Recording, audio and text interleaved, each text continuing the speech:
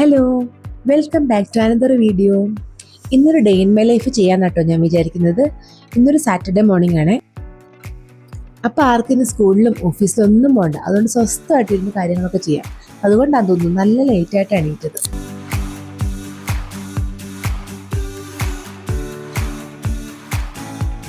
ഞാൻ തലേന്ന് തന്നെ അപ്പത്തിന് അരച്ച് വെച്ചിട്ടുണ്ടായിരുന്നേ. പക്ഷെ ഞാനത് എടുത്ത് വെച്ച പാത്രം ചെറുതായി പോയതുകൊണ്ടാന്ന് തോന്നുന്നു അത് പൊളിച്ചു പൊങ്ങി അവിടെയൊക്കെ വീണ് കിടപ്പുണ്ടായിരുന്നേ.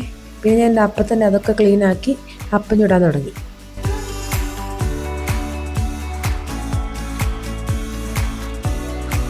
ഇന്നിപ്പോൾ അപ്പത്തിലൂടെ മുട്ടക്കറി ഉണ്ടാക്കാൻ തൊട്ട് വിചാരിക്കുന്നത്. സോ ഞാൻ വന്നവിടെ മുട്ട പുഴുങ്ങാൻ വെച്ചിട്ടുണ്ട്. പിന്നെ ഇന്നലെ തന്നെ മീൻകറി ഉണ്ടാക്കി വെച്ചു. പിന്നെ എന്തെങ്കിലും തോരനും കൂടി ഉണ്ടാക്കി പെട്ടെന്ന് എനിക്ക് പണി തീർത്തിട്ട് എനിക്ക് വേറെ കുറച്ച് പരിപാടികളുണ്ട്. അതുകൊണ്ട് ഞാൻ വേഗം എല്ലാം ചെയ്ത് തീർക്കുക.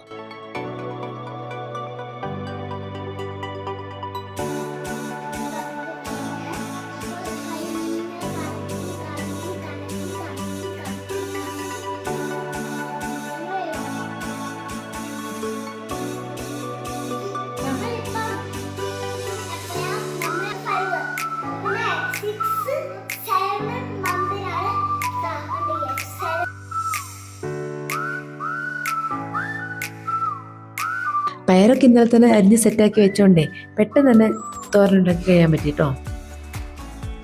ഞാനിപ്പോൾ കൂടുതലായിട്ടും ഇങ്ങനെ കാസ്റ്റ് അയൺ കുക്ക് വെയറിലോട്ട് മാറാനേ ഇങ്ങനെ ട്രൈ ചെയ്തുകൊണ്ടിരിക്കുവാണേ. അലൂമിനിയം കുക്ക് വെയറിൽ കുക്ക് ചെയ്യുന്നതിനെക്കാട്ടിലേ കുറച്ചും കൂടി ഒരു നന്നായിട്ട് എനിക്ക് കാസ്റ്റ് അയണിൽ കുക്ക് ചെയ്യുമ്പോൾ തോന്നാറുണ്ട് കേട്ടോ. ഈ കടയിൽ ഞാൻ ആമസോണിൽ നിന്ന് മേടിച്ചതാണ്. ആർക്കെങ്കിലും ലിങ്ക് വേണമെങ്കിൽ ഒന്ന് കമൻറ്റ് ചെയ്താൽ മതി കേട്ടോ.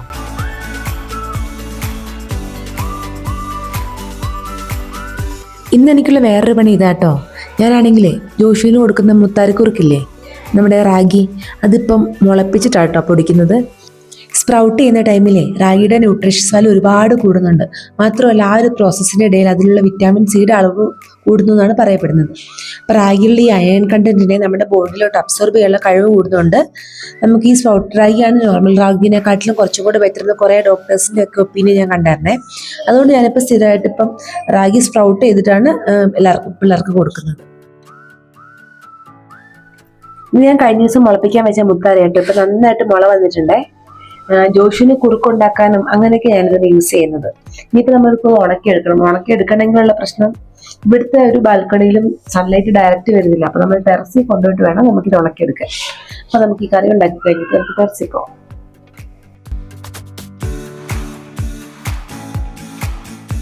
ഞാനിങ്ങനെ പയറുതോരൻ ഉണ്ടാക്കുമ്പോഴേ അവസാനം കുറച്ച് വെളിച്ചെണ്ണ ഇങ്ങനെ ഒഴിച്ചു കൊടുക്കും കേട്ടോ. എന്നിട്ട് ഒന്നും കൂടി ഒന്ന് ആവി കയറ്റിയെടുക്കും. അപ്പോൾ ഒരു പ്രത്യേക ടേസ്റ്റാണ്.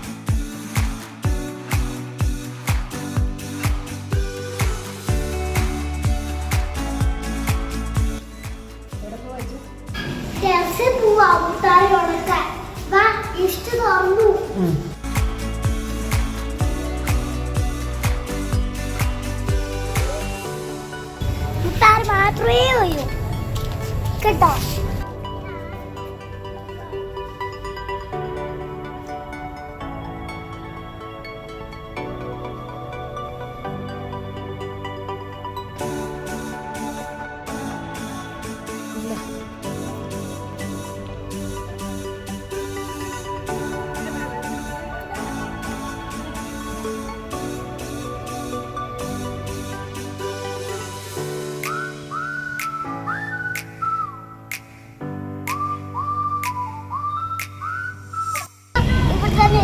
ഇവിടെയല്ല അപ്പുറത്തെ സൈഡിലാണ്. ഇവിടെ എന്നെ പീജൻസ് എന്നറിയാമോ, അതൊക്കെ മുട്ടാൻ കുടിക്കൊണ്ട് പോവും. അത് കാരണം അപ്പുറത്തെ സൈഡിൽ നമ്മൾ ഇരിക്കുന്നുണ്ട്. വീട്ടിൽ പോകുന്നേയില്ല. തേങ്ങ അരച്ച് വെച്ച അയലക്കറിയും പയറുതോരനായിരുന്നു കേട്ടോ ഇന്ന് ഞങ്ങളുടെ ലഞ്ച്.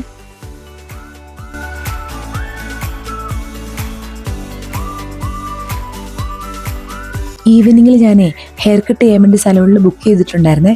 അപ്പോൾ അവിടെ പോകാൻ വേണ്ടി ഞാൻ വേഗം റെഡി ആവാം കേട്ടോ. അത് തന്നെ ഇപ്പൊ റെഡി ആയാലും സത്യമായിട്ടില്ല.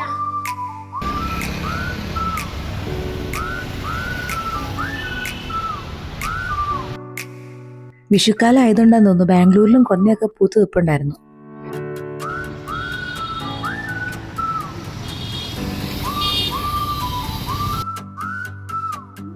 സലൂണിൻ്റെ ഗ്രൗണ്ട് ഫ്ലോറിൽ തന്നെ KFC ആയിരുന്നേ.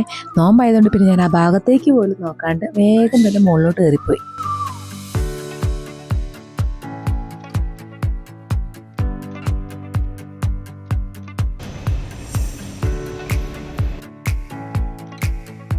നോക്കി ഈവനിങ് ആയപ്പോൾ സ്കൈ ഒക്കെ കാണാൻ എന്നാ രസമാണ്.